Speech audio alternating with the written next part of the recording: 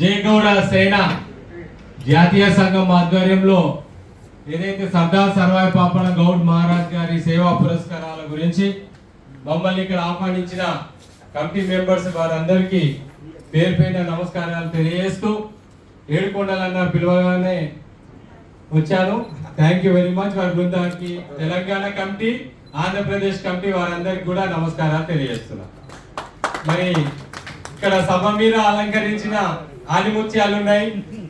ఇందులో సర్దార్ పాపన్న సినిమాని మొదటగా నా చరిత్రని నా జాతికి ఎందుకు నేను తెలియజేయొద్దు, పుట్టి 100 కోట్లు సంపాదిస్తే నేను తీసుకోవచ్చనా, నా చరిత్ర, నా జాతి వీరుని చరిత్ర, ఒక బహుజన చక్రవర్తి చరిత్ర మరుగున పడ్డదే 350 ఏళ్ల క్రితమే అని గుర్తించి తన డబ్బులు పోతాయని తెలిసినా ఒక 2 కోట్ల రూపాయలు 2003లోనే పొడగొట్టుకొని తన జాతి చరిత్ర ఒక సినిమా రూపకంగా మంచి అందులో ఒక సూపర్ స్టార్ కృష్ణ, సుమను, అభినయశ్రీ, రామిరెడ్డి గారిని పెట్టి అందులో సర్దార్ పాపన్న క్యారెక్టర్ చేసిన జయంత్ గౌడ్ గారు, మన గౌడ బిడ్డ విగ్రహం, మొదటి విగ్రహం పెట్టిన బిడ్డ జయంత్ గౌడ్ గారికి నమస్కారాలు తెలియజేస్తూ, మరి డిఎస్పి అశోక్ అన్న మీసాలు చూస్తేనే భయమవుతుంది నాకు. ఎందుకంటే ఆ సింగం సినిమాల, సీతయ్య సినిమాల వాళ్ళు ఇట్లా మీసాలు పెడితే మనం ఎగబడి సినిమాలు చూస్తాం. కానీ మన బిడ్డని కూడా మనం లేపుకోవాలి తప్ప. మన మన మన గౌడ బిడ్డ కూడా పెద్ద మనిషే. మన గౌడ బిడ్డ కూడా ఒక సింగం కంటే ఏం తక్కువ లేడు, సీతయ్య కంటే ఏం తక్కువ లేడు. కాబట్టి వారికి కూడా నమస్కారాలు తెలియజేస్తున్నాం.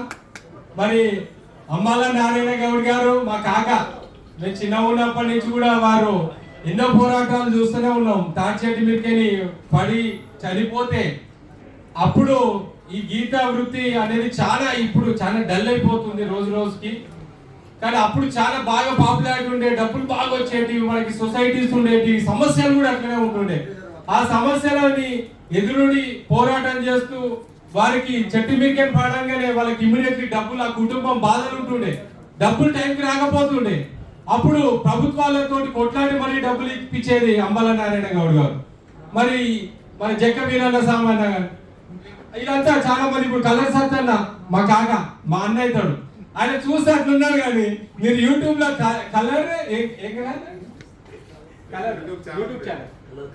కలర్ క్రియేషన్స్ అనేది ఒక ఛానల్ ఉన్నది యూట్యూబ్ లో. మీరు అందులో కొట్టండి. అందులో మా అన్నగారు హీరో ఎన్నో ఫిలిమ్స్ తీశారు. ఇంతకుముందు కూడా ఒక అమ్మాయి నాకు ఇక్కడ పరిచయం అయింది, రోహిత ఏమో ఉండే, రోహిత అమ్మ నిలబడమ్మ. ఒకసారి తను కూడా హీరోయిన్ గా ట్రై చేస్తుంది. అంటే వీళ్ళందరి గురించి నేను ఎందుకు చెప్తున్నానంటే, మనమేం తక్కువ కాదు ఎవరికి. ఇక్కడ అన్ని విషయాలు పెద్ద మనుషులు మాట్లాడతారు. కానీ రాబోయే రోజుల్లో వీళ్ళు ఒక స్టెప్స్ వేసుకుంటూ వచ్చారు. స్టెప్స్ అంటే ఒక మెట్లు వేసుకుంటూ వచ్చారు. ఇవాళ 60 ఏళ్ళు 70 ఏళ్ళకి వచ్చిన వృద్ధులంతా వారికి మనకు ఒక బేస్ వేసుకొని వచ్చారు. ఆ బేస్ లో మనం ఎక్కి గమ్యం కొట్టేసేయాలి. గమ్యం ఎట్లా కొట్టాలి?